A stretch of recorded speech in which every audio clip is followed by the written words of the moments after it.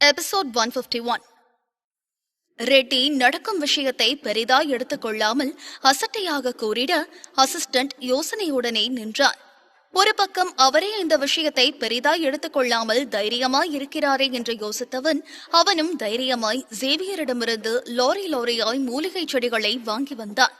இதுதான் சாக்கு என்று சேவியரும் அடுத்த 10 நாளில் மொத்தமாய் 2 கோடி லாபத்தை பார்த்திருந்தான். அதன் மூலமாய் அவனுக்கு வங்கியில் வாங்கிய கடனையும் அடைத்து விட்டான். சேவியர், ஹெர்பல் டீ ஃபேக்டரியில வேலைக்கான இன்டர்வியூ இன்னைக்கு நடக்குது, நீ ஏன் கூட வரியா? அரோரா அவனிடம் கேட்டதும் தான் சேவியருக்கு ஃபேக்டரி ஒன்று ஆரம்பிக்க போகிறோம் என்ற நினைப்பே வந்தது. இத்தனை நாட்களில் அதனை பற்றி மறந்து போயிருந்தான். அதுவும் இல்லாமல் அந்த ஃபேக்டரியில் இருக்கும் கெட்ட சக்தியை அவன் எவ்வளவு சீக்கிரம் முடியுமோ அவ்வளவு சீக்கிரம் சரி செய்திட வேண்டும். அதனால் அவளை பார்த்து சம்மதமாய் தலையசைத்தான் சேவியர். சரி, நானும் வரேன். அதன் பின் அவர்கள் இருவரும் அங்கிருந்து கிளம்பி டவுனுக்கு சென்றார்கள். இருவரும் நேரடியாக மார்க்கெட்டுக்கு சென்று ஃபேக்டரிக்கு தேவையான சில பொருட்களை வாங்கி அதனை அவனது ஃபேக்டரி அட்ரஸில் டெலிவரி செய்யுமாறு கூறியிருந்தான். அனைத்து இடத்திலுமே நல்ல சக்தி என ஒன்று இருந்தால் கூடவே தீய சக்தியும் இருக்கும். நேர் எதிர்மறையான சக்திகளை அதன் போக்கில் செயல்பட விட்டால் அது இருக்கும் இடத்திற்கு எந்த ஒரு பிரச்சனையும் இருக்காது. ஆனால் அந்த ஃபேக்டரியில் இருக்கும் தீய சக்திக்கு அந்த இடத்தை விட்டு போகும் வழி இல்லாமல் அங்கேயே சுழன்று கொண்டிருக்க அது அந்த இடத்தை சேர்ந்தவர்களுக்கு துரதிருஷ்டமாய் அமைகிறது. சேவியர் அந்த தீய சக்தியை அங்கிருந்து சுழற்சி முறையில் வெளியேற்ற நினைத்தான். சேவியர் வில்லோ மரக்கன்றுகளை அங்கு நட்டு வைத்தான். காற்றோட்டமாய் இருப்பதற்கான ஏற்பாடுகளை செய்தான். சிங்கமுகம் பதைத்த கல் ஒன்று பாங்கில் அங்கு வைக்க அது அங்கிருக்கும் கெட்ட சக்தியை வெளியேற்ற உதவும். கூடவே ஒரு ஃபவுண்டனையும் முன்பு வைக்க அதில் இருக்கும் தண்ணீர் ஆன்ம சக்தியை ஈர்க்கும். இதன் மூலமாய் சுழன்று கொண்டிருக்கும் கெட்ட சக்தி நொடி பொழுதில் அங்கிருந்து காணாமல் போகவே சுற்றியிருக்கும் ஆன்ம சக்திகள் எல்லாம் ஒன்று திரண்டு ஃபேக்டரியை சுழன்றது. என்ன இது வித்தியாசமா இருக்கு? இந்த மரத்தையும் இந்த ஃபவுண்டனையும் வச்சதுமே இந்த இடமெல்லாம் புதுசா மாறினது போல இருக்கு. இதுக்கு முன்னாடி இந்த இடத்த பாக்குறப்போ ஏதோ பேய் ஃபேக்டரி மாதிரி இருக்கும், ஆனா இப்ப அழகா புதுசா இருக்கிற மாதிரி தோணுது. சுற்றி இருக்கும் தூய காற்றை சுவாசித்தபடியே சேவியருடன் நடந்தாள் அரோரா. அவனும் அங்கு வேலை பார்த்து கொண்டிருப்பவர்களிடம் கட்டளைகளை பிறப்பித்தபடியே வந்தான். இந்த நிமிஷத்துல இருந்து ஃபேக்டரிக்கு இருக்கிற எல்லா கெட்ட பேரும் போயிடும். இதுக்கு முன்னாடி இங்க துரதிருஷ்டம் மட்டுமே இருந்தாலும் இனிமேல் இங்க அதிர்ஷ்டம் மட்டும்தான் இருக்கும். எப்படி இவ்வளவு உறுதியா சொல்ற?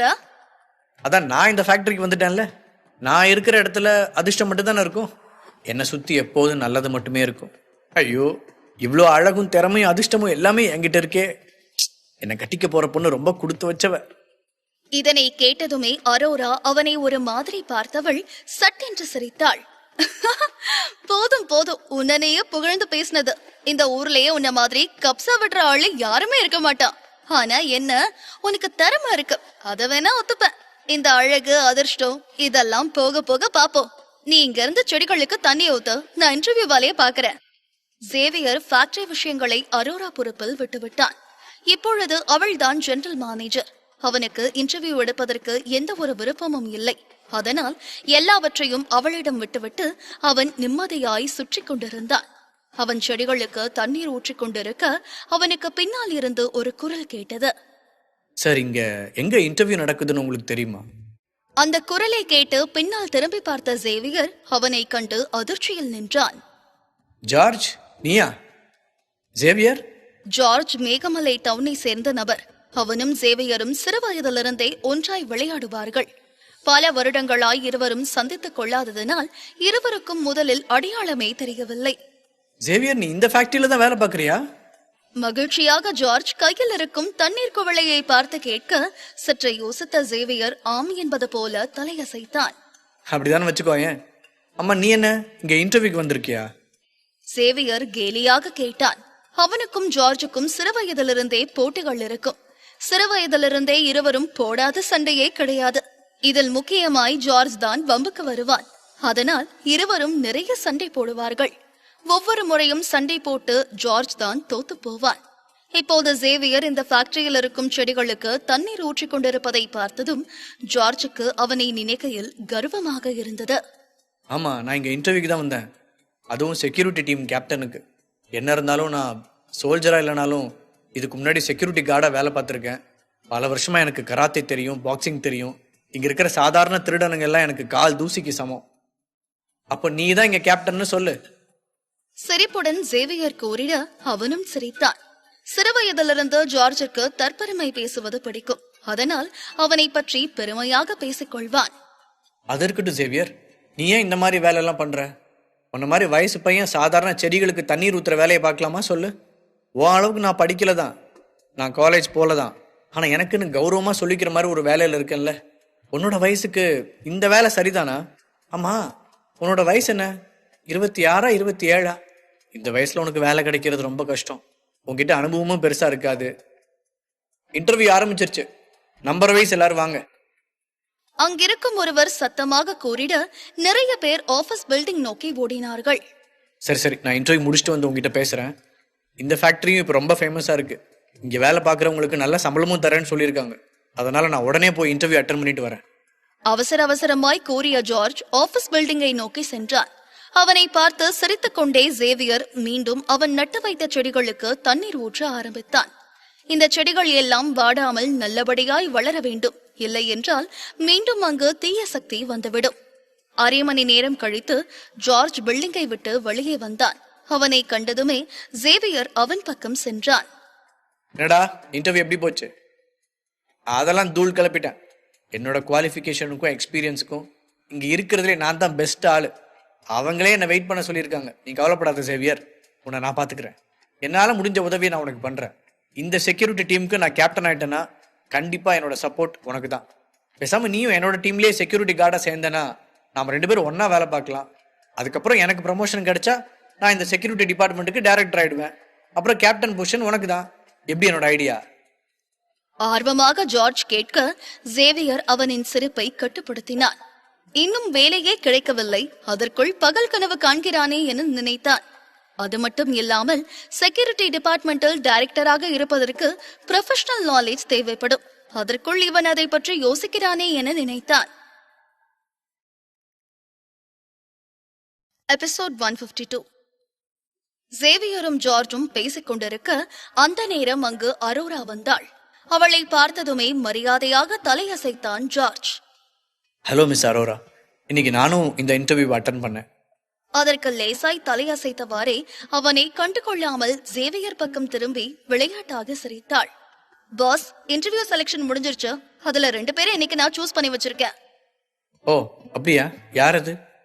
2 ஃபேமஸான யூனிவர்சிட்டியில இருந்து ஹைலி குவாலிஃபைட் ஸ்டூடெண்ட்ஸ் வந்திருந்தாங்க. ஒருத்தர் சீஷோர் சிட்டில இருக்கிற யூனிவர்சிட்டியை சேர்ந்தவர், இன்னொருத்தர் கேபிட்டல் யூனிவர்சிட்டியில இருந்து வந்தவர். 2 பேருமே அவங்க அப்பா அம்மா உடம்பு சரியில்லாததுனால கிராமத்துக்கே திரும்பி வந்து வேலை பாக்குறாங்க. அவங்கள டைரக்டா மேனேஜ்மெண்ட்லயே எடுக்கணும். ஆனா எக்ஸ்பீரியன்ஸ் இல்லாததுனால அவங்க பாட்டம்ல இருந்து வரணும். ஆமா, ஸ்டார்டிங்ல இருந்து வந்தாதானே அவங்களுக்கு மேனேஜ்மெண்ட் பத்தி தெரியும். அப்பதானே அவங்களாலையும் இருக்கிற வேலையை பத்தி நல்லா புரிஞ்சுக்க முடியும். ட்ரைனிங் மாதிரி முதல்ல ஸ்டார்டிங்ல இருந்து வேலையை ஆரம்பிக்கிட்டோம். அதுக்கப்புறம் நம்ம மேனேஜ் பண்ற டிபார்ட்மெண்ட்டுக்கு அவங்களை எடுத்துக்கலாம். அதே மாதிரி இந்த ட்ரைனிங் பீரியட்லயே அவங்க எப்படி இருக்காங்கன்னு நாமளும் கவனிக்கலாம். என்ன இருந்தாலும் வெறும் படிப்பு மட்டும் பத்தாது, உண்மையான திறமையும் வேணும் இல்ல? ஆமா பாஸ். சேவியர், நீ இவங்க ஏன் உன்னை பாஸ்னு கூப்பிடுறாங்க? ஏன்னா அவர்தான் எங்களோட பாஸ். அதை கேட்ட ஜார்ஜ் அதிர்ச்சியில் உறைந்தான். சேவியர் தண்ணீர் ஊற்றிக் கொண்டிருப்பதை கண்டதுமே தன் அளவிற்கு அவன் இல்லை என நினைத்து அவனிடம் பந்தா காட்டிக் கொண்டிருந்தான். ஆனால் அவனே இந்த ஃபேக்டரிக்கு பாஸாக இருப்பான் என கொஞ்சம் கூட எதிர்பார்க்கவில்லை. இவ்வளவு நேரம் தற்பொருமை பேசிக் கொண்டிருந்தவன் இப்பொழுது சேவியரை தயக்கத்துடன் பார்த்தான். சேவியர், நான் பேசினது எதையும் மனசுல வச்சுக்காது. நான் வழக்கம் போல சும்மா கதை அளந்து விட்டேன். அதில் லேசாக சிரித்தான் சேவியர். அவனுக்கு தெரியும் சிறுவயதிலிருந்து ஜார்ஜ் இப்படித்தான் என்று. அதனால் அதனை அவன் பெரிதாய் எடுத்துக் கொள்ளவில்லை. என்னதான் சிறுவயதில் இருவரும் எலியும் பூனையுமாக இருந்தாலும் அந்த பகையை அவன் இன்னும் வைத்துக் கொள்ளவில்லை. சிறுவயதில் சண்டை போடுவதையெல்லாம் மிகவும் சகஜமான ஒன்று. ஜார்ஜ், நாமளே பல வருஷம் கழிச்சு பார்த்திருக்கோம். நம்ம ஒன்னா லஞ்ச் சாப்பிடலாமா? புன்னகையுடன் சேவியர் கேட்க அதில் சம்மதமாய் தலையசைத்தான் ஜார்ஜ். கண்டிப்பா போலாம். நானே உனக்கு ட்ரீட் வைக்கிறேன். இங்க பெஸ்ட் ரெஸ்டாரண்ட் ஒன்று எனக்கு தெரியும், அங்க போலாம்.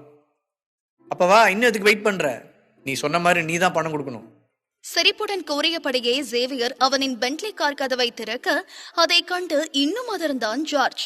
பென்ட்லி காரை எல்லாம் அவன் கனவில் நினைக்க ஜார்ஜுக்கு தகுதியே இல்லை என நினைத்திருந்தான். ஆடி கார் அவனுக்கு அதிகம் என நினைத்திருப்பவன் இப்பொழுது பென்ட்லி காரை பார்த்ததுமே திகைப்பில் நின்றான். ஜேவியர், நீ ரொம்ப பெரிய பணக்காரன் ஆயிட்டியா? என்னால நம்பவே முடியல. அப்படியும் சொல்லலாம். பெருசா இல்ல, ஆனா நம்ம ஊர்ல ஒரு மூலிகை தோட்டம் வச்சிருக்கேன். என்னது, மூலிகை தோட்டமா? அதுவும் பச்சைமலை கிராமத்துலயா? அப்படின்னா நீ தான் அந்த ஃபேமஸா இருக்கிற பச்சைமலை மூலிகையை விக்கிறியா? அது எல்லாமே உன்னோட தானா?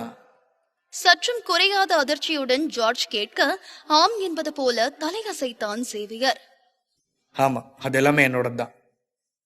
ஓ மை காட், பச்சைமலை மூலிகை எல்லாம் ரொம்ப காஸ்ட்லியானது. அது எல்லாமே ஊர் முழுக்க ஒரே ராத்திரியில ஃபேமஸ் ஆயிருக்கு. ஆனா கொஞ்ச நாளாவே அதோட விலை இன்னமும் அதிகமாயிருச்சு. எங்களால் அதை வாங்கவே முடியல. அதுவும் இல்லாம சீக்கிரமே ஸ்டாக் இல்லாததுனால அந்த மூலிகையிலிருந்து வர பச்சைமலை பார்மாசிட்டிக்கல் ஃபேக்டரியை சேர்ந்த ஒரு மருந்து தான் நாங்கள் வாங்க வேண்டியதா இருக்கு. அதுவும் ரொம்ப ரொம்ப விலை அதிகம். அநியாயத்துக்கு விற்கிறானுங்க. சற்று கடுப்புடன் கூறினான் ஜார்ஜ். ஆனால் அதனை சொல்லி முடித்த பின்புதான் அந்த மூலிகை செடியெல்லாம் சேவியருக்கு சேர்ந்தது என நினைவுபடுத்தியவன், அப்படியானால் அந்த மருந்துகளையும் அவன்தான் தயாரிக்கிறான் என யூகித்து உடனே பதட்டத்துடன் அவனை பார்த்தான். ஐயோ சாரி சேவியர், தெரியாம இப்படி சொல்லிட்டேன். முன்ன பின்ன காலேஜ் அது இதுன்னு போனதில்லை. அதனால எப்படி மற்றவங்க கிட்ட டீசெண்டா பேசணும்னு எனக்கு தெரியாது. சாரி, தப்பா எடுத்துக்காத. உன்னோட மருந்துக்கு அவ்வளோ பலன் இருக்குன்னா நீ கண்டிப்பா இவ்வளவு விலைக்கு விற்கிறதுல எந்த தப்பும் இல்லை. உடனே அவசரமாய் மன்னிப்பு கேட்க சேவியர் மறுப்பாக தலையசைத்தான். என்னதான் அந்த மூலிகை செடி எல்லாத்துக்குமே பலன் அதிகமா இருந்தாலும் அதை இவ்வளோ விலைக்கு விற்க கூடாது. என்னோட பச்சைமலை மூலிகை எல்லாமே ரொம்ப மகத்துவமானது. அதனால நானே அதை 100 ரூபாய்க்கு ஒவ்வொரு அரை கிலோவையும் வித்துக்கிட்டு இருக்கேன். அதுவே அதிகம்னு நான் நினைக்கிறேன். என்னோட எண்ணம் எல்லாமே சாதாரண மக்களும் அதை வாங்கி பயன்படுத்திக்கணும். இந்த விலையவே ஃபிக்ஸ் பண்ணேன். 10 கிராம் அந்த மூலிகையிலிருந்து நிச்சயம் எல்லாராலையும் வாங்கக்கூடிய விலையில தான் விற்கிறேன். ஆனா பச்சைமலை பார்மாசிட்டிக்கல்ஸ் ஃபேக்டரிக்கும் எனக்கும் எந்த சம்பந்தமும் இல்லை. அந்த கம்பெனி வேற, நான் வேற. அதனாலதான் இப்போ நான் சொந்தமாவே ஒரு ஃபேக்டரி உருவாக்கி அதுல ஹெர்பல் டீ தயாரிக்க போறேன். இப்ப இருக்கிற விலையை விட ரொம்ப கம்மியாவே இந்த டீயை நான் விற்க போறேன். அதுக்காக தான் இப்போ இவ்வளோ வேலை பண்ணிட்டு இருக்கேன். சேவியர், இதை நான் உன்னை இம்ப்ரெஸ் பண்றதுக்காக சொல்றேன்னு நினைச்சுக்காத. ஆனாலும் நிஜமாலுமே நீ பயங்கர மாஸ் வேலை பண்ணிட்டு இருக்க. எல்லாருக்காகவும் இப்படி யோசிச்சு நல்லது பண்ற உனக்கு கண்டிப்பா நல்லதே நடக்கும். அதில் சிரித்தான் சேவியர். இருவரும் பேசியபடியே ரெஸ்டாரண்டிற்கு வந்தார்கள். ஆனால் அங்கு ஒரு டேபிள் கூட காலியாக இல்லை. சாரி சேவியர், இங்க இடமே இல்லை. நீ வெயிட் பண்ணி சாப்பிடலாம்னு நினைக்கிறியா, இல்ல வேற எங்கேயாவது நம்ம போலாமா? உனக்கு வேற ஏதாவது நல்ல ரெஸ்டாரண்ட் தெரியும்னா சொல்லு, நம்ம அங்கேயே போலாம். இருவரும் அங்கிருந்து கிளம்பும் நேரத்தில் அவர்களுக்கு பின்னால் இருந்து ஒரு குரல் கேட்டது. ஜார்ஜ், போகாத, நில்லு. எதுக்கு எங்களை பார்த்ததும் பார்க்காத மாதிரி இங்கிருந்து போற? ஒரு குரல் கேட்க இருவரும் அங்கு திரும்பி பார்த்தார்கள். ஒரு டேபிளில் 5 ஆண்களும் ஒரு பெண்ணும் அமர்ந்திருந்தார்கள். அவர்கள் எல்லாம் நன்றாக உடை அணிந்திருந்தார்கள். ஜார்ஜ் அவர்களை எல்லாம் இங்கு சந்திப்போம் என எதிர்பார்க்கவே இல்லை. அவர்களின் பேச்சு அவனுக்கு கொஞ்சம் கூட பிடிக்கவில்லை. நான் இங்க என் பாஸ் கூட லஞ்ச் சாப்பிட வந்திருக்கேன். உங்க கூட விளையாடுறதுக்கு எனக்கு நேரம் இல்லை. இதை கேட்டதுமே அவர்கள் எல்லாம் சேவியரை பார்த்தார்கள். கூட்டத்தில் ஹேர் கலரிங் செய்திருந்த ஒருவன் அவனை பார்த்து நக்கலாக சிரித்தான். ஜார்ஜ், என்னது இவன் உன்னோட பாஸா? கேட்கவே கேலியா இருக்கு. வர வர உன் வாழ்க்கை ரொம்ப மோசமாயிட்டே இருக்கு போலயே. பேசாம நீ என் கூட வந்து எனக்காக வேலை பாரு. நானும் சுத்தம் பண்ற ஆளுங்களை வேலைக்கு எடுத்துக்கிட்டு இருக்கேன். உனக்கு அந்த வேலை சரியா இருக்கும். ஜார்ஜுக்கு இதை கேட்டதுமே ஆத்திரம் அதிகரித்தது. கோபத்தில் மேஜையை ஓங்கி தட்டியவன் அந்த நபரை பயங்கரமாய் முறைத்தான். பெஞ்சமின், பார்த்து பேசு. தேவையில்லாம பேசின அடிச்சு வாய உடைச்சிருவேன். நீயும் என்னோட பாஸும் ஒண்ணு கிடையாது. கோபமாக அவன் கத்த அதற்கு பெஞ்சமின் கொஞ்சம் கூட அசையவே இல்லை. எழுந்து நின்றவன் ஜார்ஜை திட்ட ஆரம்பித்தான். என்னடா ஓவரா பேசுற? சாதாரண செக்யூரிட்டி கார்டு தானே நீ? போன தடவை உன்னோட ரெஸ்டாரண்ட்டுக்கு வந்தப்போ நாய் மாதிரி சுத்திட்டு இருந்தியே, அதை மறந்துட்டியா? திமிராக அவன் கேட்க ஜார்ஜிற்கு கோபத்தில் முகம் சிவந்தது. இதற்கு முன்பு இவர்களுடன் தான் அவன் வேலை பார்த்தான். ஆனால் இப்பொழுது அவர்கள் எல்லாம் நல்ல வேலையில் இருக்கிறார்கள். ஒரு சிலர் ஆபீஸ் வேலையும் பார்க்கிறார்கள். நல்ல நிலைமைக்கு வந்ததும் தன்னை இவ்வளவு மட்டமாக நடத்துகிறார்கள் என கோபம் வந்தது.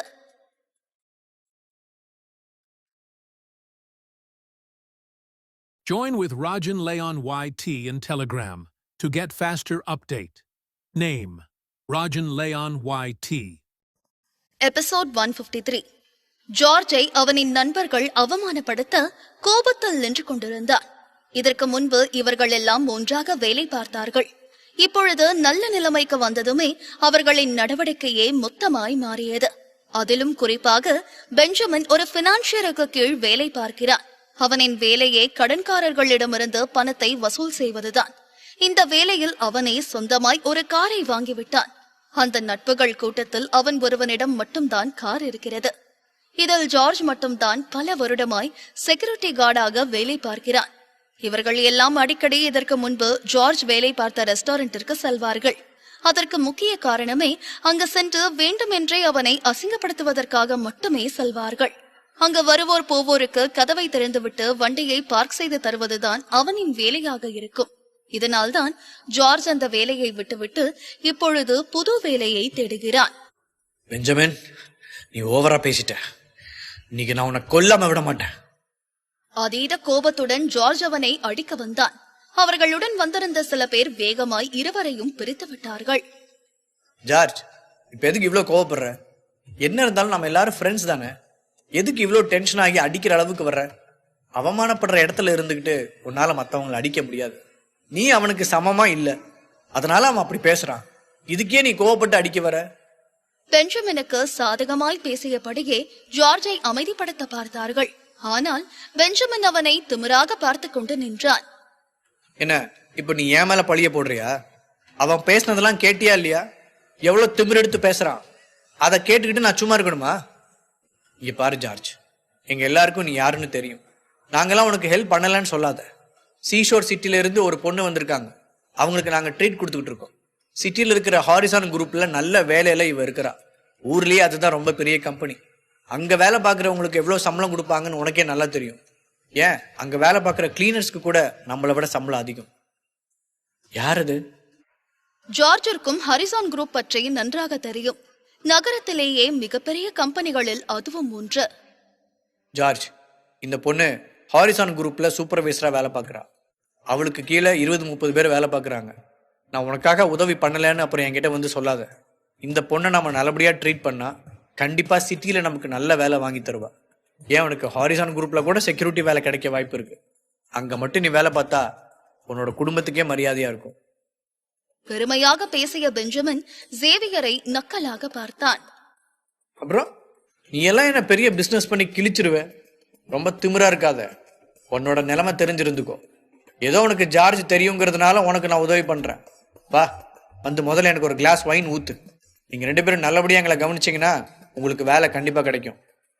திமிராக கூறிட சேவியர் சிரித்தபடியே மேஜையில் இருந்த வைன் பாட்டிலை எடுத்தான்.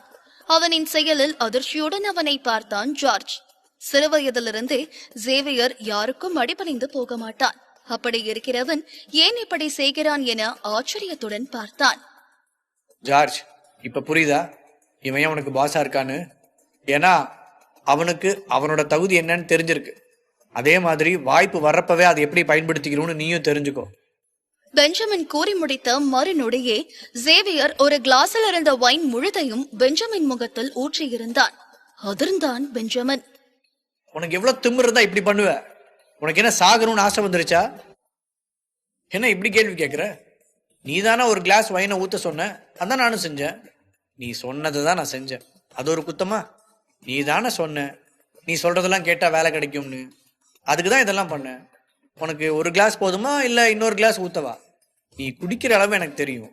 நீ சொன்ன ஒட்டுமொத்த பாட்டிலையும் கூட ஊத்துறதுக்கு நான் தயாரா இருக்கேன். நானே என்னோட சொந்த காசை போட்டு எக்ஸ்ட்ரா 4 பாட்டில் வாங்கவா? முட்டாள் பெஞ்சமினுக்கு இது தேவைதான். எவ்வளவு திமிர் இருந்தா இந்த சேவியரே தூண்டி விடுவான்.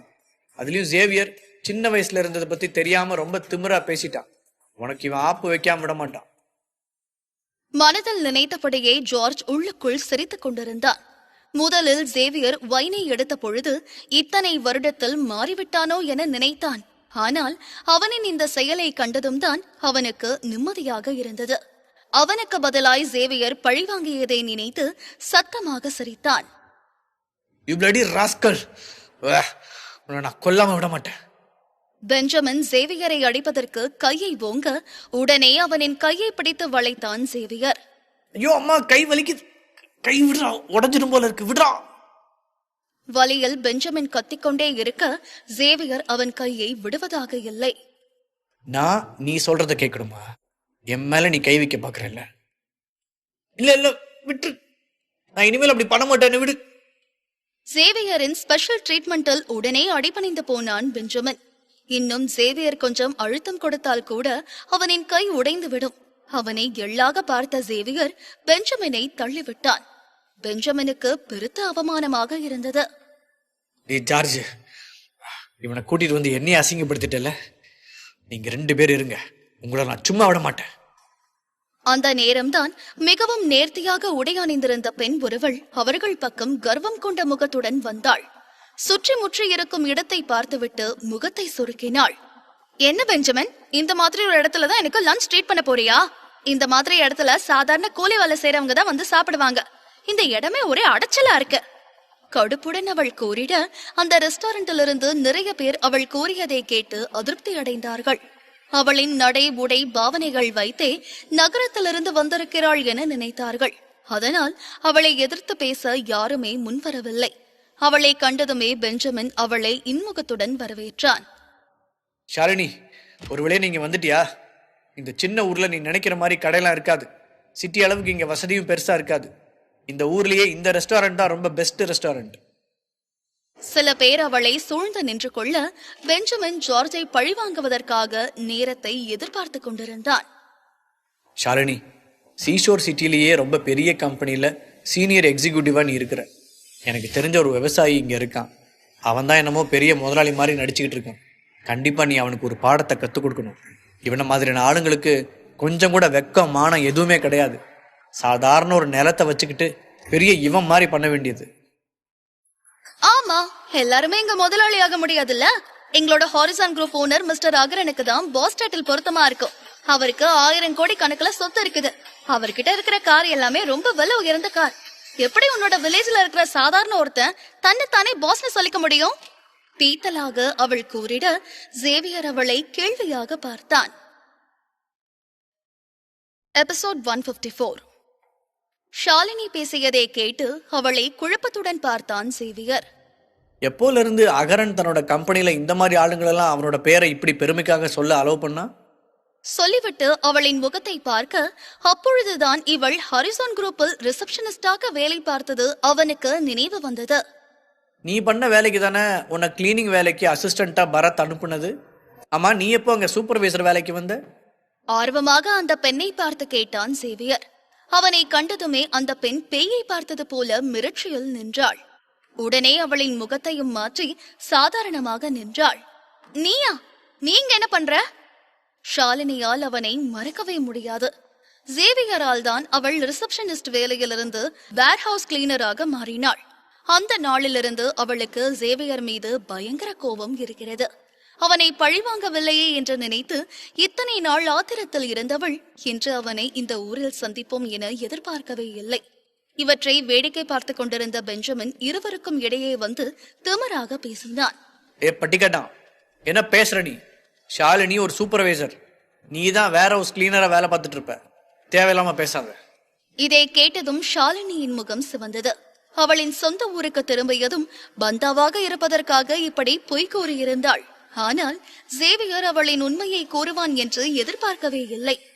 பெஞ்சமின், வாய முடித்து அமைதியாரு, கோபமாக கூறியவள் சேவியரை பார்த்து தயக்கத்துடன் சிரித்தாள்.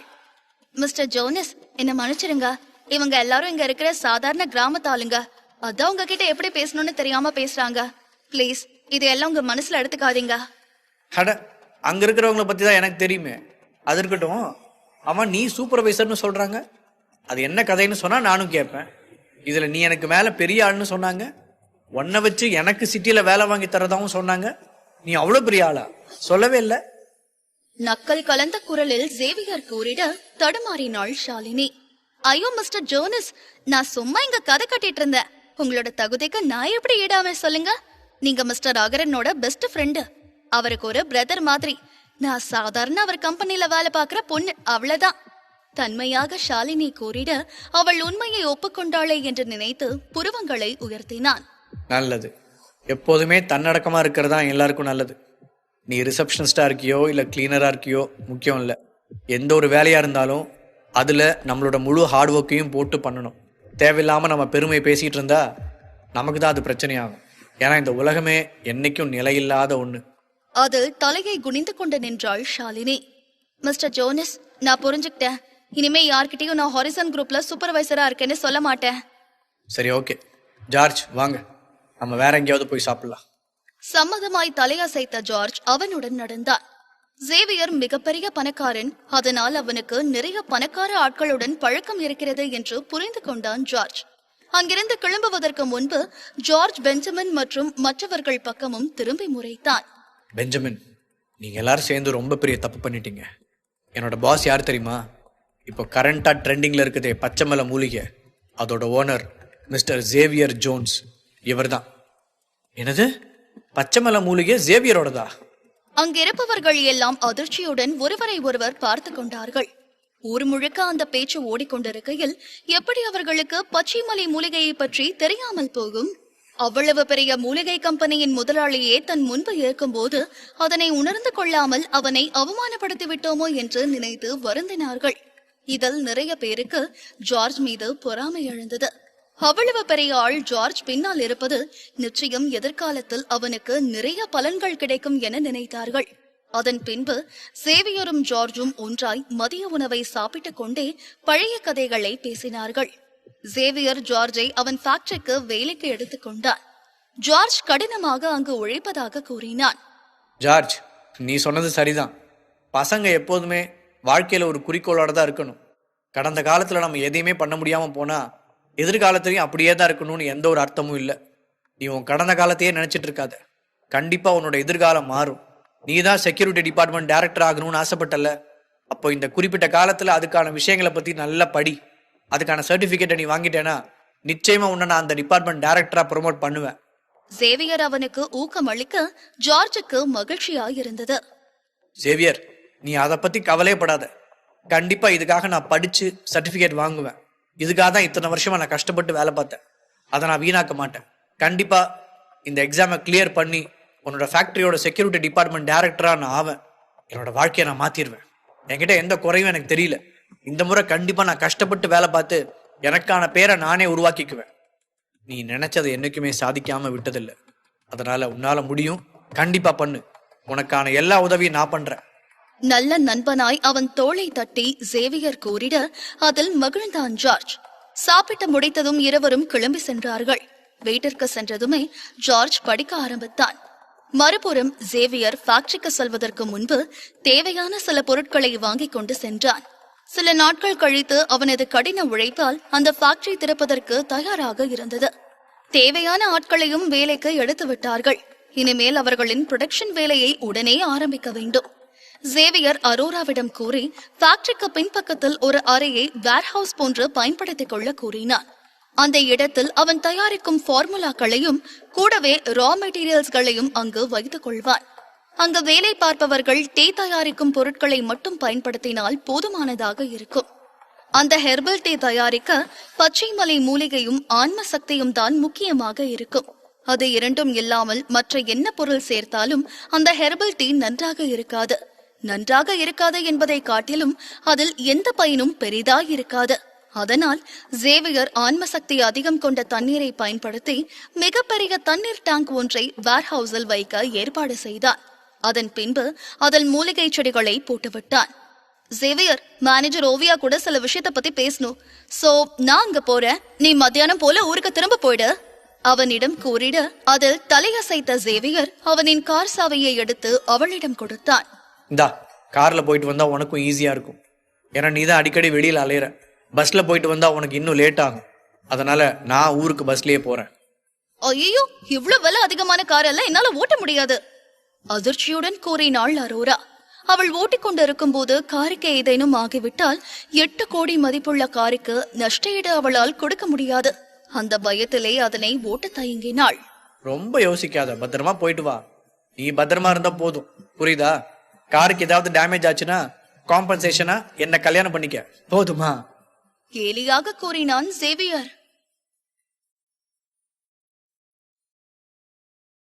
Join with Rajan Leon YT in Telegram to get faster update. Name: Rajan Leon YT. Episode 155. Arora காரை ஓட்ட பயந்து கொண்டு நிற்க அவளை கிண்டல் செய்தான் சேவியர். காருக்கு மட்டும் ஏதாவது ஆச்சுன்னா காம்பன்சேஷனா என்ன கல்யாணம் பண்ணிக்க போதுமா? காம்பன்சேஷனா உன்னை கல்யாணம் பண்ணிக்கணுமா? அப்போ அதுக்காகவே நான் கண்டிப்பா காரை மோதிட்டு வரேன், கேலியாக கூறிவிட்டு அங்கிருந்து ஓடிவிட அதில் திகைத்து நின்றான் சேவியர். என்னடா அது, வேணும்னே காரை ஆக்சிடென்ட் பண்ணுவாளா? நான் ஒரு பேச்சுக்கு தானே சொன்னேன், இவ என்ன அர்த்தத்துல சொல்றா? அவளை பற்றி யோசிக்க யோசிக்க சேவியரின் இதய துடிப்பு அதிகரித்தது. இவ இருக்காளே, முதல்ல ஊருக்கு போனதும் இவ மனசுல என்ன இருக்குன்னு தெரிஞ்சுக்கணும். எவ்வளவு தைரியம் இருந்தா என்கிட்ட வலிஞ்சு பேசுவா. அவளை ஏதாவது ஒண்ணு பண்ணணும். மனதில் சிரித்துக் கொண்டே வேலையை பார்த்தான் சேவியர்.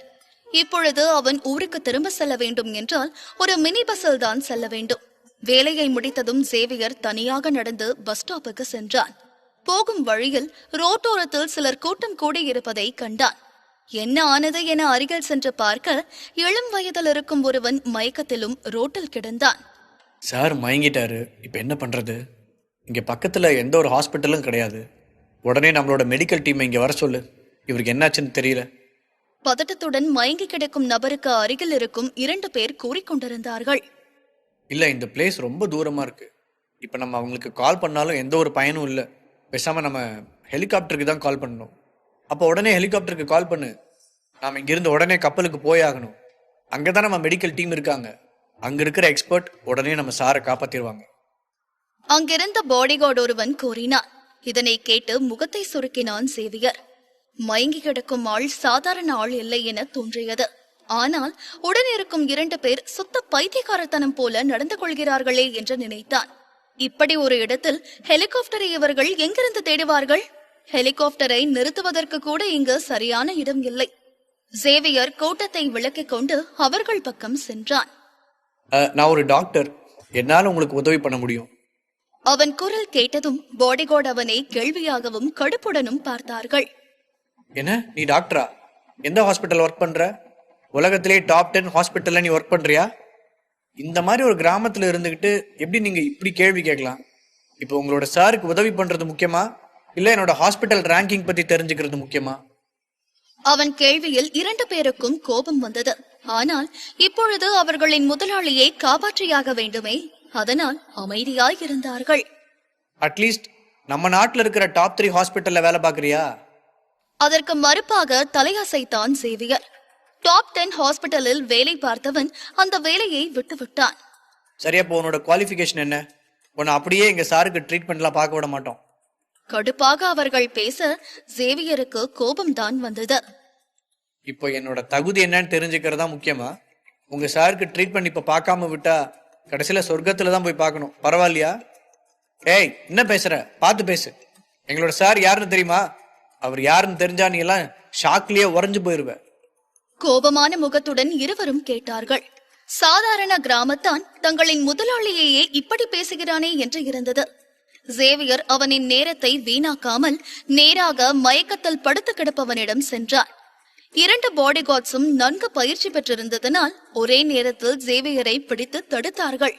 இருவரும் அவனின் தோள்பட்டையை அழுத்தமாக பிடிக்க அவர்களின் பலம் என்ன என்று அவனால் நன்றாய் உணர முடிந்தது. அவன் எதிர்பார்த்ததை விட அவர்களின் பலம் அதிகமாகவே இருந்தது.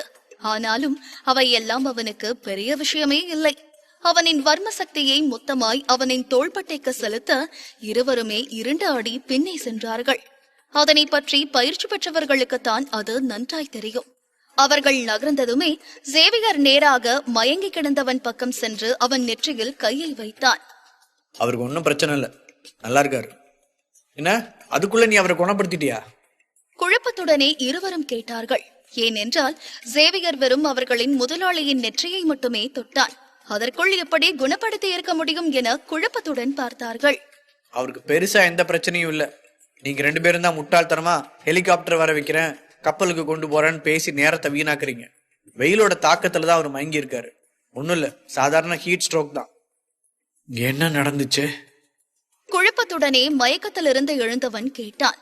அவர்களின் முதலாளி எழுந்ததை பார்த்ததுமே இருவருக்கும் ஆச்சரியமும் மகிழ்ச்சியும் ஒன்று போல திரண்டது.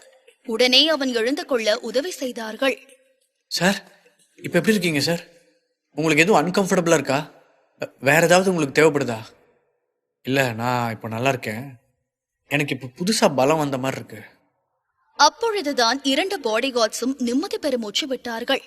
அவர்களின் பாஸுக்கு மட்டும் ஏதாவது நேர்ந்திருந்தால் அவர்களின் வாழ்க்கையே மொத்தமாய் அழிந்திருக்கும். இப்பொழுது அவன் நன்றாக இருக்கவும் தான் இவர்களுக்கு மகிழ்ச்சியாயிருந்தது. சேவியர் தான் அவனுக்கு உதவியதாக கூறிட அவன் சேவியரை ஆச்சரியத்துடன் பார்த்து நன்றி தெரிவித்தான். என்னை காப்பாத்தினதுக்கு ரொம்ப நன்றி டாக்டர். எனக்கு ஹீட் ஸ்ட்ரோக் வரும்னு நான் நினைக்கல. இங்க இருக்கிற வெதர் ரொம்ப சூடா இருக்கு. சேவியருக்கும் அவனுக்கும் ஒரே வயதுதான் இருக்கும். 2 பாடி கார்ட்ஸுடன் பேசுவதை விட இவனிடம் பேசுவது சுலபமாய் இருப்பதனால் அவனை பார்த்து புன்னகைத்தான் சேவியர்.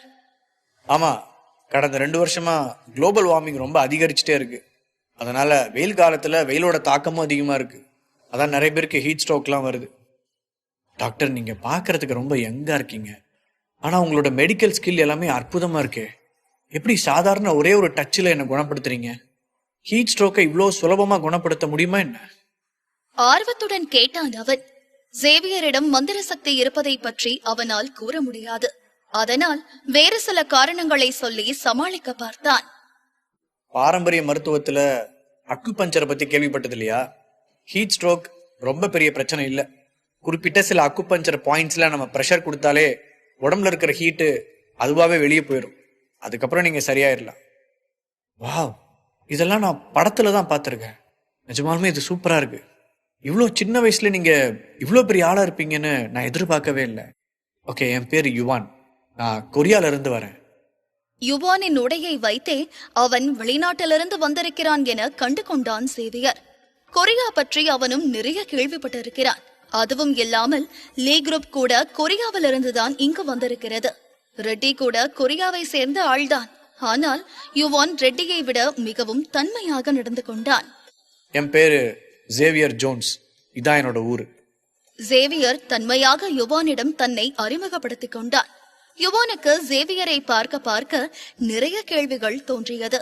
அவனது கையை குலுக்கிக் கொண்டான். டாக்டர் ஜோன்ஸ், இங்க பக்கத்துல ஏதோ ப்ரெஷர் பேர் இருக்கிறதா கேள்விப்பட்டோம். உங்களுக்கு வேற வேலை இல்லைன்னா எங்களோட ஜாயின் பண்ணிக்கிறீங்களா? உங்களுக்கு ஏதாவது பிடிச்சிருந்தா சொல்லுங்க, அதை நான் கண்டிப்பா வாங்கி தரேன். இதை என்னோட அப்ரிசியேஷனா எடுத்துக்கோங்க. புன்னகை முகத்துடன் கூறிட அவனை ஆச்சரியமாய் பார்த்தான் சேவியர்.